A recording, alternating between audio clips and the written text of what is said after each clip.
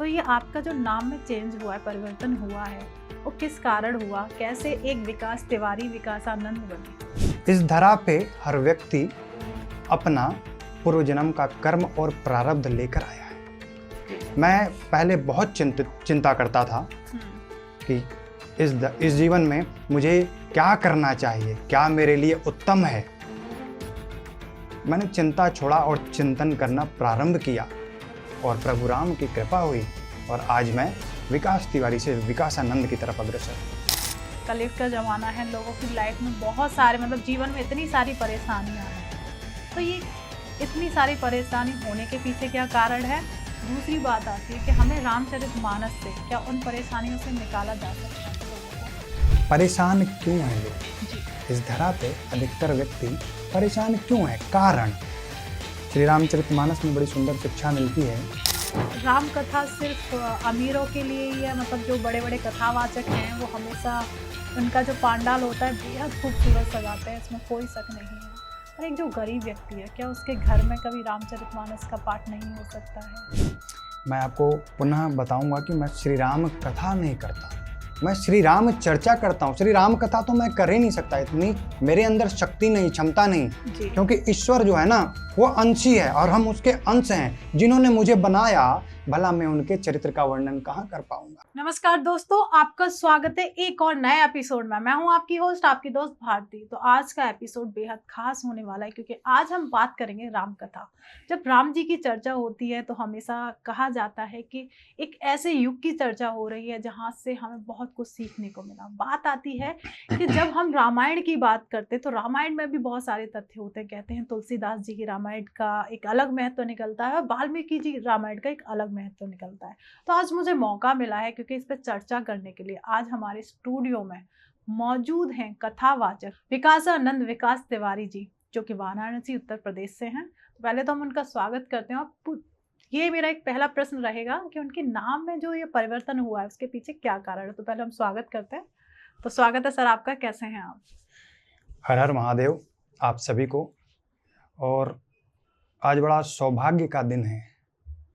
ऐसा माने कि परमात्मा ने बहुत कृपा की है कि मैं सर्वप्रथम, अभी भारती जी ने कहा कि श्री राम कथा, देखो श्री राम कथा इस धरा पे बहुत लोग करते हैं, बहुत कथावाचक हैं। मेरी इतनी क्षमता नहीं, मेरे अंदर इतनी सामर्थ्यता नहीं है कि मैं श्री राम कथा कर सकूं। क्यों? क्योंकि परम पिता परमात्मा जिसने मुझे स्वयं बनाया, मैं उसकी कथा कैसे कर सकता हूं? ये पूरा जीवन काल समाप्त हो जाएगा तब भी मैं प्रभु श्री राम की कथा पर चर्चा नहीं कर सकता।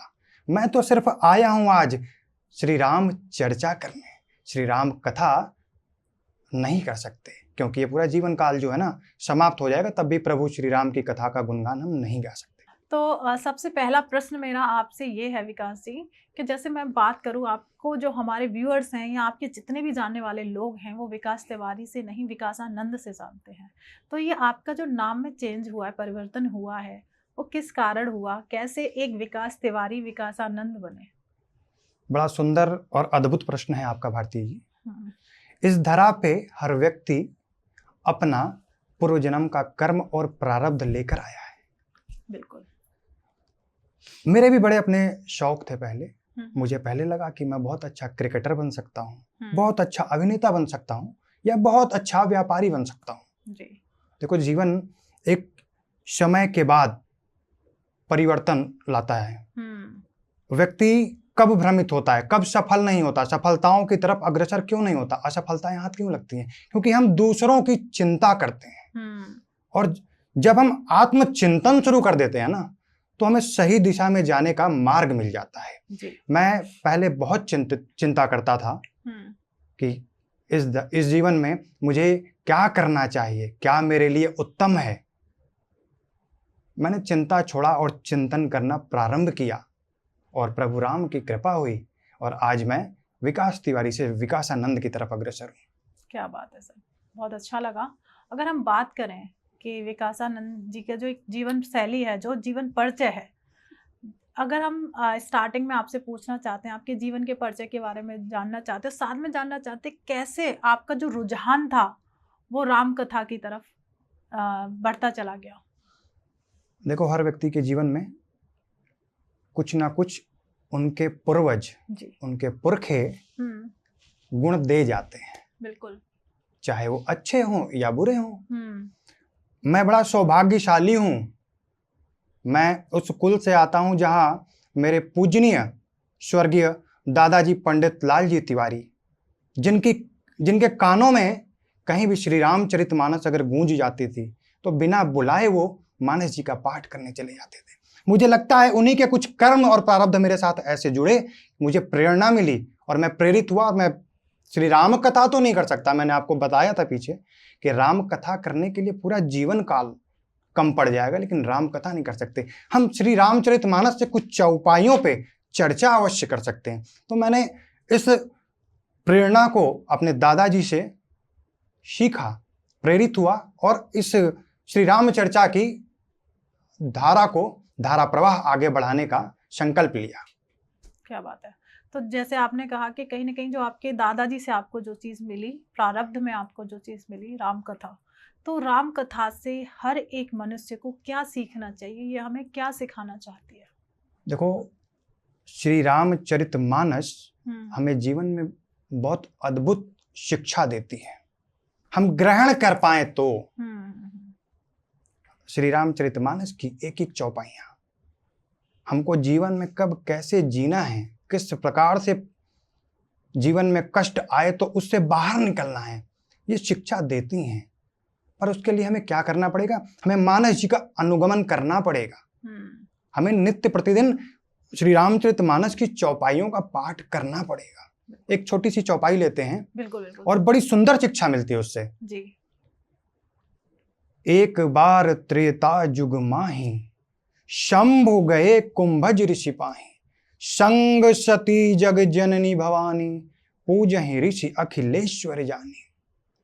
एक बार त्रेता युग की बात है, भगवान शिव माता सती को संग लेकर श्री राम कथा सुनने कुंभज ऋषि के आश्रम गए, अगस्त ऋषि के पास। अब यहां देखिएगा, कुंभज का अर्थ होता है मानो जिसका जन्म घड़े से हुआ हो। कथा सुनने कौन जा रहा है? जो स्वयं समुद्र है, भगवान शिव कथा सुनने मानो घड़े के पास जा रहे हो जी। और वहीं संग में कौन जा रहा है? संग सती जग जननी भवानी, माता सती जा रही हैं। क्या लेकर जा रही हैं? जगत जननी की उपाधि लेकर जा रही हैं। और बाबा शिव साधारण बिना किसी उपाधियों के कथा सुनने जा रहे हैं। यही कारण था कि माता सती कथा से वंचित रह गई, क्योंकि उपाधियों से भरा हुआ हृदय ना श्री राम कथा को अपने अंदर धारण नहीं कर सकता। और श्री रामचरितमानस की इस चौपाई से बहुत सुंदर शिक्षा मिलती है कि हमें जीवन में किसी चीज का अहम नहीं करना चाहिए, चाहे वो पद हो, प्रतिष्ठा हो, धन हो, किसी भी चीज का अहम नहीं करना चाहिए। अब देखो, जब वहां अगस्त जी के पास भगवान शिव कथा सुनकर जब वापस लौट रहे थे तो गोस्वामी तुलसीदास जी ने बड़ा सुंदर संबोधित किया है। क्या?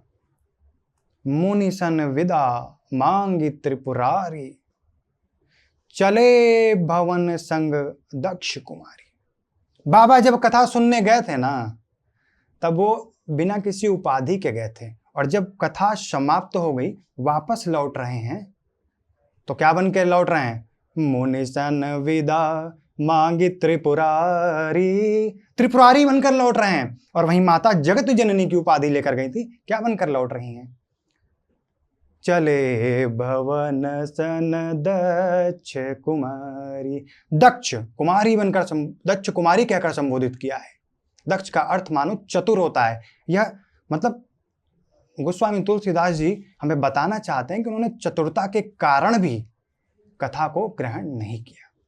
तो महाराज जी, आचार्य जी, मुझे एक चीज बताइए, जैसे भगवान श्री राम और माँ जानकी, क्या रावण के अंदर इतनी क्षमता थी कि वो माता जानकी का हरण कर पाए? और अगर हरण हुआ था तो वो किस शिक्षा को देने के लिए हुआ था? उसके पीछे कोई ना कोई तथ्य होगा जब ये पूरा एक घटना घटी थी, जो हम आज तक हमारे व्यूअर्स सुनते आए हैं या सुनना पसंद करते हैं। देखो, इस धरा पर जी, ईश्वर ने अवतार लेकर लीलाएं की हैं, हमें आने वाले समय के लिए प्रेरित किया है। जी। रावण में इतनी क्षमता नहीं थी कि वो माता सीता का हरण कर सकता। माता तो माँ परम्बा, माँ जगदम्बा, वो एक बार एक दृष्टि से देख देती तो रावण भस्म हो जाता। बिल्कुल। लेकिन वो लीला की, और इससे बड़ी सुंदर शिक्षा भी मिलती है कि जब पति पत्नी के संबंधों में दुर्गमताएं आए, विषमताएं आए, तो हमें कैसे जीवन को जीना चाहिए। माता सीता का हरण हुआ, भगवान राम विलाप कर रहे हैं कि क्या सीते सीते। भगवान राम विचलित नहीं हो रहे हैं कि किसी स्त्री के पास भटक रहे हों, अभी भी उनका वो प्रेम सीता जी के लिए ही है। वहीं माता सीता लंका में, ऐसा नहीं कि सोने की लंका है तो रावण के प्रति प्रेरित हो गई, वो भी अपने राम को ही ढूंढ रही हैं। तो हमें जो आज के युग के बच्चे हैं ना, उनको बड़ी सुंदर शिक्षा मिलती है कि जब हम विषम परिस्थितियों में हो, पति पत्नी हो या कोई भी संबंध हो, कैसे विषमताओं से निकलनी चाहिए। ये शिक्षा हमें तभी मिलेगी जब हम श्री रामचरितमानस का अनुगमन करेंगे। तो आचार्य जी, जैसे राम जी वनवास गए थे, तो वनवास जाने के पीछे समाज को क्या एक शिक्षा मिलती है? और कह सकते हैं जैसे राम जी ने जो 14 वर्ष कष्टों में बिताए, उसके पीछे एक साधारण सा कुछ ना कुछ तथ्य होगा, भगवान ने तभी वो घटना घटी थी उस टाइम पे भगवान के द्वारा। देखिए भारती जी, बड़ा अद्भुत और सुंदर प्रश्न है ये। भगवान राम के वनवास से बड़ी सुंदर शिक्षा मिलती है। हम ना आजकल भ्रामिकताओं में जी रहे हैं। कहीं कोई कुंडली को लेके परेशान है, कोई कहीं ग्रह नक्षत्रों को लेके, कि कहीं ना कहीं कुछ विषय को लेके परेशान है, कोई कहीं झाड़ा करा रहा है। तो भगवान ने शिक्षा दी है कि हमें जीवन में भटकना नहीं चाहिए। भाई, भगवान श्री राम के गुरु से ज्यादा ज्ञानी कोई था क्या? उन्होंने भगवान राम माता सीता की कुंडली मिलाई थी। जहां राज्याभिषेक होना था वहां वनवास हो गया। भगवान तो स्वयं परमपिता परमात्मा है, वो तो कटित कर सकते थे ना। बिल्कुल। लेकिन नहीं कटा, क्योंकि भगवान हमें शिक्षा देना चाहते हैं कि जो हमारे जीवन में घटना है वो घटेगा, उसे कोई टाल नहीं सकता।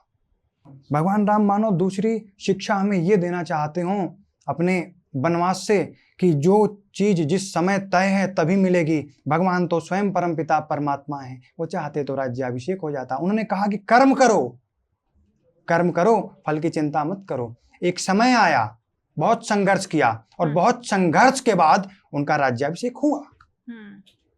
तो जो चीज जब समय जिसका निर्धारित है वो उस समय पर ही होगी। घबराना नहीं चाहिए जीवन में। बिल्कुल, आपने सही कहा कि हर एक चीज़ का एक समय होता है और उस समय से आपको गुजरना ही पड़ेगा। जैसे आपने कुंडली की चर्चा की कि हमें वो मार्गदर्शन मिल सकता है कि आने वाले लाइफ में आपकी क्या घटनाएं घट सकती हैं। तो ऐसी जब राम कथा होती है या फिर हम बात करें, बहुत बड़े ऐसे ऐसे मंच सजाए जाते हैं कि जहाँ पर बहुत सारे जो गरीब लोग होते हैं उनकी एंट्री भी नहीं होती है। बहुत कहते हैं लोग लाखों अरबों खर्च कर देते हैं राम कथा के लिए। पर क्या राम कथा सिर्फ अमीरों के लिए ही है? मतलब जो बड़े बड़े कथावाचक हैं वो हमेशा उनका जो पांडाल होता है बेहद खूबसूरत सजाते हैं, इसमें कोई शक नहीं है। पर एक जो गरीब व्यक्ति है, क्या उसके घर में कभी रामचरितमानस का पाठ नहीं हो सकता है?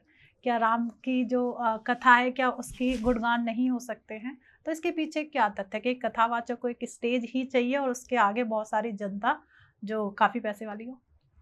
मैं आपको पुनः बताऊंगा कि मैं श्री राम कथा नहीं करता, मैं श्री राम चर्चा करता हूँ। श्री राम कथा तो मैं कर ही नहीं सकता, इतनी मेरे अंदर शक्ति नहीं, क्षमता नहीं। क्योंकि ईश्वर जो है ना वो अंशी है और हम उसके अंश हैं। जिन्होंने मुझे बनाया, भला मैं उनके चरित्र का वर्णन कहाँ कर पाऊंगा? ये पूरा जीवन काल निकल जाएगा महाराज, फिर भी मैं उनके चरित्र का वर्णन नहीं कर सकता। और कहीं भी मानस जी में ऐसा नहीं लिखा कि आप लाखों के पांडाल में बैठकर कथा करेंगे तो ही आपको अच्छे फल की प्राप्ति होगी, कहीं नहीं। भगवान राम ने तो धरा पर चलकर शिक्षा दी। इस कलयुग के हाइलोजन में नहीं, त्रेता की लालटेन जलानी है हमें। कलयुग का हाइलोजन नहीं, त्रेता की लालटेन जलानी है। और मैं आया हूं किस लिए? श्री राम कथा करने नहीं, श्री राम चर्चा करने। मैं एक तखत पर बैठकर श्री राम भगवान की चर्चा करूंगा और इस अलख को जगाऊंगा। इस भ्रामिकता से निकलें कि बहुत लाखों का पंडाल होगा तभी कथा होगी। मैं उन गरीबों के लिए हूं, मैं उन मध्यम वर्गियों के लिए हूं जो कथा कराना चाहते हैं, जो कथा सुनना चाहते हैं। मैं अवश्य आऊंगा और भगवान श्री राम की चर्चा करूंगा। जैसे अभी आपने कहा कि आप मध्यम वर्ग हो, जो गरीब लोग हैं, जो अपने घर पर राम चर्चा कराना चाहते हैं, जो कि आप करते हैं। अब सबसे बड़ी बात आती है कि आपने कहा कि मैं करना चाहता हूँ और एक त्रेता युग की लालटेन हर इस युग में जलाना चाहता हूँ। मैं इस बात से एग्री करती हूँ। अब बात आती है कि लोगों को तो बस एक ही चीज़ पता है कि जब भी हम राम कथा या राम चर्चा कराते हैं तो बहुत एक मोटी सी फीस होती है। तो आपकी क्या वो मोटी सी फीस है जो लोग अफोर्ड कर पाएंगे तो शायद वो अपने घर में राम चर्चा करा पाए? देखो, बड़ा सुंदर प्रश्न है, बहुत अद्भुत है, बहुत ध्यान से समझिएगा। ये भी मानस जी में हमें शिक्षा मिलती है, दक्षिणा क्या होनी चाहिए। देखो, आजकल बहुत लोग श्री राम कथा करते हैं, मैं किसी की अवहेलना नहीं कर रहा हूं। कथा की दक्षिणा, जब भगवान शिव अगस्त जी से कथा श्रवण करके लौट रहे थे तो अगस्त जी ने कहा कि भगवान, मैंने आपको कथा सुनाई, मैंने आपको श्री राम कथा सुनाई, अब मुझे दक्षिणा दीजिए। देखिए, दक्षिणा का प्रावधान होता है। तो भगवान शिव तो बहुत दयालु हैं, आप उनसे जो मांग लो। उन्होंने कहा, आपकी जो इच्छा हो, जो श्रद्धा हो, जो आप मांगना चाहते हो मांगो, मैं दे दूंगा। तब अगस्त जी ने विचार किया कि कोई भी भौतिक द्रव्य, गाड़ी, बंगला, जो भी भौतिक द्रव्य हैं, श्री राम कथा की बराबरी नहीं कर सकती महाराज। तो उन्होंने विचार किया, उन्होंने कहा, भगवान शिव से कहा कि मुझे आप श्री राम कथा, श्री राम जी की भक्ति दक्षिणा में प्रदान कर दीजिए। ठीक वैसे ही मैं कोई दक्षिणा नहीं लेता। मेरी तो दक्षिणा इतनी है कि जब मैं आपके यहाँ भगवान श्री राम की चर्चा करने के लिए आऊं तो दोबारा पुनः एक बार अवश्य बुलाना, ताकि मैं इस चर्चा को, भगवान राम के इस यात्रा को, जग जग भगवान राम की इस चर्चा को पूरे विश्व में एक नई अलख जगा सकूं और कलयुग का हाइलोजन नहीं, त्रेता की लालटेन और दीपक जला सकूं। क्या बात है सर, मतलब फ्री ऑफ कॉस्ट, मतलब कोई भी चार्जेस नहीं है। तो आचार्य जी, कलयुग का जमाना है, लोगों की लाइफ में बहुत सारे, मतलब जीवन में इतनी सारी परेशानियां हैं, तो ये इतनी सारी परेशानी होने के पीछे क्या कारण है? दूसरी बात आती है कि हमें रामचरितमानस से क्या उन परेशानियों से निकाला जा सकता है लोगों को? बहुत सुंदर प्रश्न है आपका। परेशान क्यों हैं लोग जी। इस धरा पे? अधिकतर व्यक्ति परेशान क्यों है? कारण श्री रामचरितमानस में बड़ी सुंदर शिक्षा मिलती है कि जब माता सती माता सीता का कपट वेश बनाकर गई, क्या हुआ, उसका परिणाम क्या मिला? भगवान शिव ने उनके देह का त्याग कर दिया। अगर माता सती कपट वेश ना बनाती तो भगवान भोलेनाथ उनके देह का त्याग ना करते, क्योंकि जब उन्होंने माता सीता का कपट वेश बनाया तो माता सीता को अपनी मां के समान मानते। ठीक वैसे ही इस धरा पे अधिकतर लोग परेशान क्यों हैं? क्योंकि हर व्यक्ति का दो चरित्र है जी। एक कपट वेश है और एक ओरिजिनल है, जो सत्य, जो असली वाला है। तो कोई भी व्यक्ति, किसी को किसी से कोई कार्य होता है, कहीं से कुछ कोई वस्तु लेनी हो, तो अपने जो असली रूप है, असली स्वरूप है, उसके साथ, उस स्वरूप के साथ उसके सामने नहीं जाता। वो अपना कपट वेश बना के जाता है, और कपट वेश बना के जाता है तो आगे भविष्य में परेशानियां उत्पन्न होती हैं, क्योंकि एक बार आप झूठ बोलोगे तो तमाम झूठ बोलने पड़ेंगे। बिल्कुल करेक्ट। तो अब बात आती है कि हमें पता है कि ये एक तरीके की प्रवृत्ति हो चुकी है लोगों की, या वो बहुत सारे लोग अपने जीवन में परेशानियों को झेल रहे हैं, उनसे निकलना चाहते हैं, तो रामचरितमानस उनकी किस तरीके से मदद कर सकता है? वो कैसे इस प्रॉब्लम से निकल सकते हैं? देखो, भगवान राम ने लीला की जी। वो परम पिता परमात्मा है, वो चाहते तो सब कुछ बहुत आसानी से सुलभ कर देते। बिल्कुल। लेकिन वो स्वयं क्यों संघर्ष किए? मानो बताना चाह रहे हो मानव जीवन को कि आने वाले समय में हमें कब किस परेशानी से निकलना है, कब शालीनता से निकलना है और कब उदंडता से निकलना है। सारी शिक्षाएं हैं श्री रामचरितमानस में। जी। तो हमें श्री रामचरितमानस का अनुगमन करना चाहिए हर प्रति व्यक्ति को। और जो श्री रामचरितमानस का अनुगमन करेगा ना, जीवन में उसके परेशानियां कभी नहीं आएंगी। आप देखो कि जब लक्ष्मण जी को बाण लगा था, मूर्छित पड़े थे धरा पे, उनके साथ तो स्वयं भगवान परम पिता परमात्मा श्री राम थे जी। वो तो ऐसे कर देते, लक्ष्मण जी स्वस्थ हो जाते। बिल्कुल। लेकिन क्यों? वो बताना चाह रहे हो कि जब हमें आवश्यकता होगी वैद्य की तो हमें वैद्य के पास जाना पड़ेगा। हनुमान जी गए, संजीवनी लेकर आए। मानो भगवान बताना चाह रहे हो कि जब हमें दवा की आवश्यकता पड़ेगी तब हमें दवा लेनी ही पड़ेगी। हमें भटकना नहीं पड़ेगा कि कोई छू कर देगा और हम ठीक हो जाएंगे। ये भ्रामिकता है, इससे बाहर निकलें, प्रयास करें, नित्य प्रतिदिन श्री रामचरितमानस का अनुगमन करें, जिससे हमें शिक्षा मिलेगी और हम किसी भी दुविधा और परेशानी में होंगे तो हम बाहर निकल आएंगे।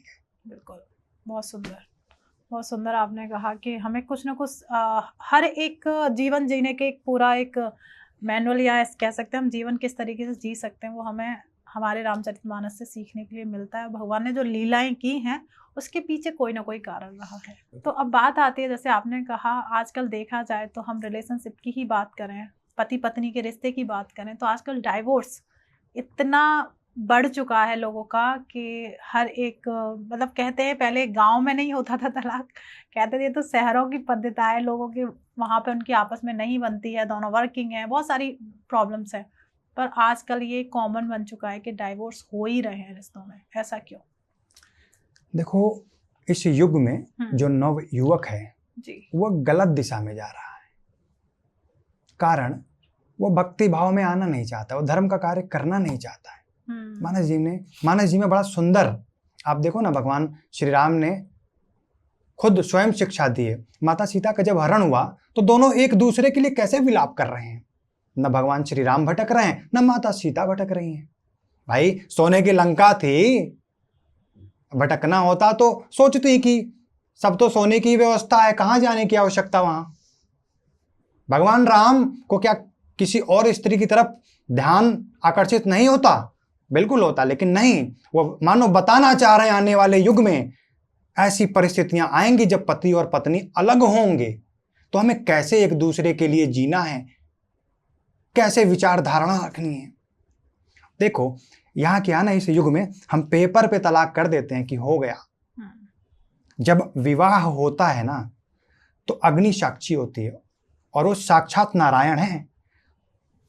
विवाह तो, तलाक तो पेपर पे हुआ है आपका, उस परमात्मा के यहाँ नहीं हुआ है। किसी ना किसी युग में उसको दोहराना पड़ेगा, उसका भुगतान आपको भुगतना पड़ेगा। इसलिए संभल जाएं और एक दूसरे को समझकर समझाकर विपरीत परिस्थितियों से निकलने का प्रयास करें। बहुत बढ़िया। तो महाराज जी हम एंड की तरफ चल रहे हैं, तो सबसे पहले मैं जानना चाहूंगी, आप आज हमारे स्टूडियो में पधारे हैं, आपको कैसा लगा, कैसा अनुभव रहा आपका? देखिए भारती जी, न मैं यहाँ आया हूँ न आप मुझे यहाँ लाई हैं। सब कुछ पहले से निर्धारित है, कौन कब कहाँ कैसे। जी, मुझे एक प्रश्न का उत्तर दो आप। बता तेरे मुख को कौन खोलता है, तू बोलता है या मुख बोलता है? आप बता पाएंगे कि आप बोल रही हैं कि आपका मुख बोल रहा है? नहीं। कोई तो है जो हमें चला रहा है, हमें पहुंचा रहा है, मानो बताना चाह रहा हो कि तुम्हें इस मार्ग पे चलना है। तो न मैं आया हूं न आप बुलाई हैं, ये परमात्मा की कृपा है कि मैं यहाँ आया हूं और श्री राम में चर्चा कर जा रहा हूं। बहुत खूबसूरत आंसर दिया आपने। मतलब कह सकते हैं कि चलाने वाले परमात्मा हैं, हम तो बस एक कठपुतलियां हैं, बस चले जा रहे हैं और सही मार्ग पे चलना भी चाहिए। और सबसे बड़ी बात आती है कि जो युवा पीढ़ी है, आप उन्हें कोई संदेश देना चाहेंगे कि उन्हें अपनी लाइफ में किस तरीके से चेंजेस लाने चाहिए? देखो, हर युवा पीढ़ी को चाहे थोड़ा समय मिले, चाहे 1 घंटा मिले, 10 मिनट मिले, 15 मिनट मिले, देखो ना, श्री रामचरितमानस ऐसी ग्रंथ है जो हमें जीवन में जीने की शिक्षा देती है जी। विषमताओं में कैसे जीना है, अच्छे समय में कैसे जीना है, या कोई विषमता आ रही है तो उससे कैसे निकलना है। तो मेरा सब युवाओं से यही निवेदन है कि नित्य प्रतिदिन प्रभु श्री राम की चर्चा अवश्य करें। इससे परमात्मा की कृपा होगी और जीवन की परेशानियों का हल मिलेगा। Har Har Mahadev. Thank you so much और धन्यवाद, आप आए और काफ़ी अच्छा आपने यहाँ पे आज एक चर्चा की। और बहुत सारे लोगों को जो भ्रम रहता है कि शायद हम अपने घर में राम कथा नहीं करा सकते, राम चर्चा नहीं करा सकते, तो आपके माध्यम से उनकी अंदर एक ज्वाला प्रज्वलित हो गई है कि हाँ, हर घर में चर्चा हो सकती है। बस आप एक बार कोशिश करें, आप महाराज जी से कनेक्ट कर सकते हैं, आप अपने घर में बैठकर राम चर्चा करा सकते हैं, जो कि फ्री ऑफ कॉस्ट है। बस आपको उन्हें कनेक्ट करना है, जो कि स्क्रीन पर महाराज जी के नंबर शो हो रहे हैं, आप उन्हें कॉल करिए। डिस्क्रिप्शन में सारी डिटेल्स आपको मिल जाएगी। और प्लीज़, जैसे आपके बहुत सारे प्रश्न हो सकते हैं, बहुत सारी ऐसे सवाल हो सकते हैं जो कि हमने पॉडकास्ट में ना कवर किए हों, तो आप उन्हें कमेंट बॉक्स में धड़ल्ले से डालिए, क्योंकि कोई भी उसमें बाउंडेशन नहीं है। आप भर के उसमें कमेंट कर सकते हैं, अपने प्रश्नों का आंसर आप महाराज जी से ले सकते हैं। महाराज जी नहीं तो उनकी टीम आपको आंसर देगी ही देगी। और प्लीज़ चैनल सब्सक्राइब कर लीजिए, फ्री ऑफ कॉस्ट है, कोई चार्जेस नहीं लगते हैं। जैसे ही आप चैनल सब्सक्राइब करेंगे, आप हमारी फैमिली का एक हिस्सा बन जाएंगे। और सबसे बड़ी बात, सबसे महत्वपूर्ण है कि आप ये पॉडकास्ट जितना ज़्यादा हो जाए, आप अपने फ्रेंड्स और फैमिली के साथ शेयर कर दीजिए। मिलते हैं एक नए एपिसोड में। जब तक आप अपने घर में स्वस्थ रहें, मस्त रहें। राधे राधे।